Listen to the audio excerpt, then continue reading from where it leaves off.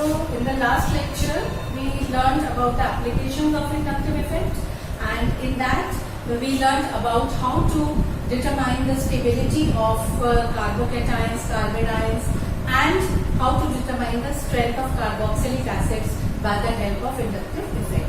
तो carboxylic acid की strength का हम पता लगाते हैं इंडक्टिव इफेक्ट से। और नटशेल में मैं एक लाइन में बता दूं कि जो कंक्लूजन था हमारा लास्ट टाइम पे जो लर्न किया था उसमें ये था कि अगर कोई इलेक्ट्रॉन डोनेटिंग ग्रुप आपके एसिड के साथ लगा हुआ है तो वो इलेक्ट्रॉन रिलीज करेगा towards the acid and it will intensify the negative charge on the carboxylate A9, in turn will decrease the stability and the value of Ka will be less and hence weaker will be the acid.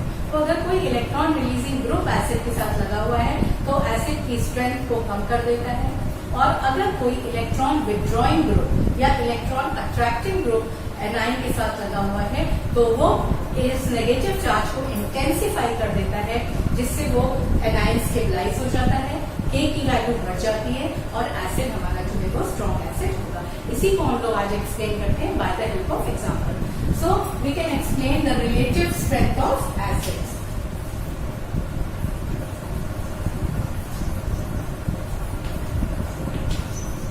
Suppose for example if we take formic acid and acetic acid, तो यहाँ पर दो acid हैं और आपसे अगर ये पूछा जाए कि इन दोनों में से कौन सा एसिड स्ट्रॉन्ग है तो you have to explain by the help of inductive effect. तो चलिए यहाँ चलते हैं। फॉर्मिक एसिड देखते हैं, कार्बोनिल ग्रुप है, ऑक्सीजन इलेक्ट्रो नेगेटिव है, इलेक्ट्रॉन्स खींचेगा अपनी तरफ, कार्बन पे प्लस चार्ज, ऑक्सीजन पे नेगेटिव चार्ज हो गया। नाउ व्हाट विल हैपन, एक और ऑक्सीजन लगा हुआ है जिसके पास आपके इलेक्ट्रॉन के पेयर है। This oxygen will give electrons towards the carbon atom, due to which this will form a bond।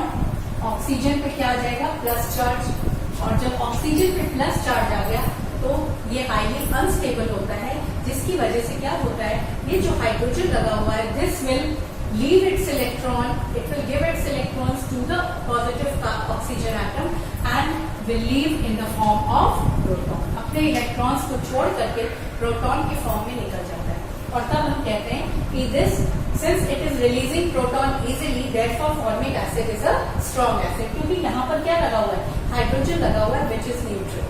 अब अगर एस्टिक एसिड को ले लें तो एस्टिक एसिड में देखिए CH3 C double bond same thing, यहाँ पर भी वही होगा, तो आपका CH3 C पे प्लस O पे माइनस और ये O और ये। अब यहाँ पर भी वही होगा, ये इलेक्ट्रॉन इधर दे देगा तो क्या होगा, इस पर नेगेटिव चार्ज और यहाँ पर बॉन्ड बन जाएगा और ऑक्सीजन पे आ गया प्लस चार्ज। अब यहाँ पर एक डिफरेंस है फॉर्मिक एसिड और एस्टिक एसिड में कि फॉर्मिक एसिड में H लगा हुआ है और यहाँ पर CH3 ग्रुप लगा हुआ है। CH3 group is exerting a plus I effect.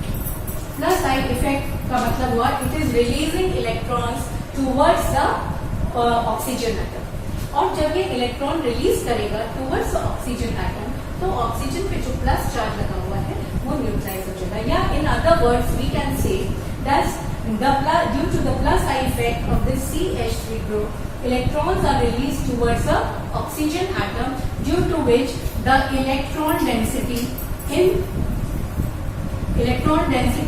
in OH bond increases।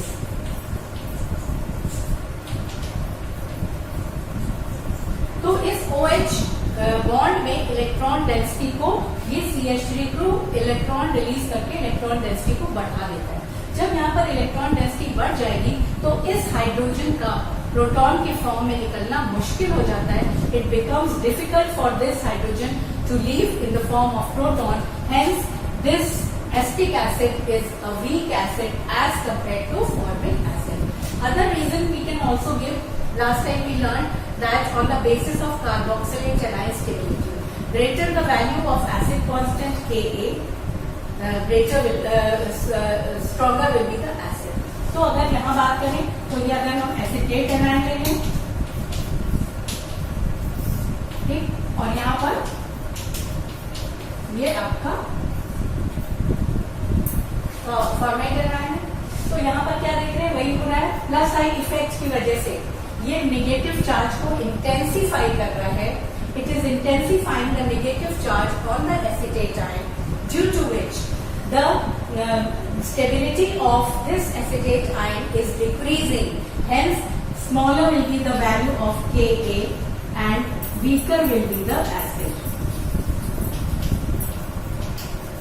So we can explain in both the ways. या तो ये रीजन दे सकते हैं आप कि अगर कोई प्लस आई इफेक्ट वाला ग्रुप लगा हुआ है एसिड में तो वो इलेक्ट्रॉन रिलीज करता है.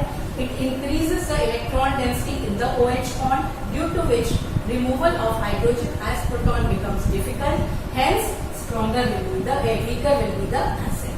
और यहाँ पर आप ये भी रीजन दे सकते हैं कि CH3 ग्रुप के प्लस आई इफेक्ट होने की वजह से ये इसके नेगेटिव चार्ज को इंटेंसिफाई कर देता है, due to which this anion becomes unstable and hence less will be the value of K and weaker will be the acid. So in both the ways we can give our answer. Now this was the effect of plus I effect. Now we will learn about what will happen if a minus I effect group is attached to the acid. So if it is a, for example, we take acetic acid. Effect of electron withdrawing group.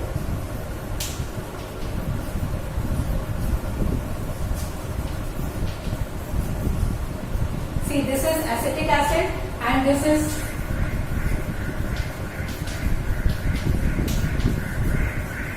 chloroacetic acid. तो अगर आप देखें, अगर हमें देखना है effect of electron withdrawing group, तो यहाँ पर तो एसिटिक एसिड है, इसमें जो ग्रुप लगा हुआ है that is a plus I effect group, और यहाँ पर जो ये लगा हुआ है Cl, this is exerting the minus I effect. तो एसिटिक एसिड और क्लोरोएसिटिक एसिड में कौन सा एसिड स्ट्रॉन्ग है, this we can determine with the help of inductive field. Same reason, plus I effect, due to the it will release electrons towards the OH bond and will increase the electron density in this OH bond, due to which removal of hydrogen as proton will become difficult. So acetic acid is a weak acid. Similarly, comes this side. Here we are having Cl group. Cl group लगा होने से क्या होता है, ये कौन सा effect show कर रहा है, it is showing a minus I effect. Minus I effect होने से क्या होगा, it will withdraw electrons towards itself, और उससे क्या होगा, OH बॉन्ड में जो इलेक्ट्रॉन डेंसिटी है वो क्या होगी, कम हो जाएगी, बिकॉज ये इलेक्ट्रॉन्स अपनी तरफ खींचेगा, और OH बॉन्ड में इलेक्ट्रॉन डेंसिटी कम हो जाने से रिमूवल ऑफ हाइड्रोजन जो है वो और आसान हो जाएगा. ये इलेक्ट्रॉन्स इधर खींच लेगा तो ऑक्सीजन पे जो प्लस चार्ज आया था वो एज इट इज बना रहेगा, तो जल्दी से ये हाइड्रोजन इसको इलेक्ट्रॉन्स दे देगा और खुद निकल जाएगा इन the form of proton.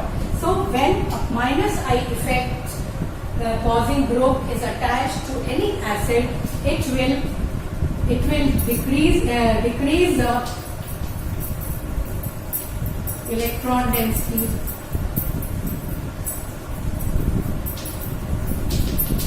in OH bond. So removal of hydrogen will become easy.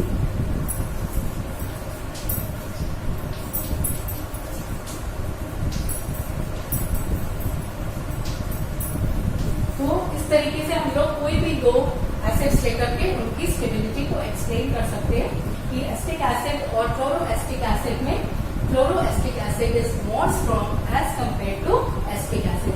इसमें भी दूसरा रीजन आप देख करके एक्सप्लेन कर सकते हैं कि जो आपका H निकलने के बाद क्लोरोएसिटेट एनाइन बनेगा.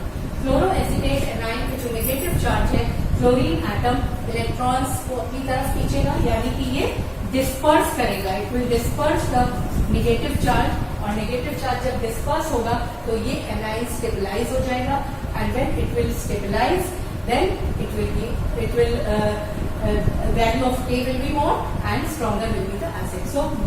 So in nutshell, electron withdrawing groups were present with the acid, they increase the acidity, while when plus I effect groups if attached to the acid, they decrease the acidity of the carboxylic groups. इसका दूसरा तरीके से भी आप answer दे सकते हैं कि जो क्लोरो एसिटेट एनायन है उसका जो नेगेटिव चार्ज है क्लोरीन की वजह से वो डिस्पर्स हो जाता है और एनायन स्टेबलाइज हो जाता है, जिसकी वजह से एसिड की स्प्रेड जो है वो बढ़ जाती है। तो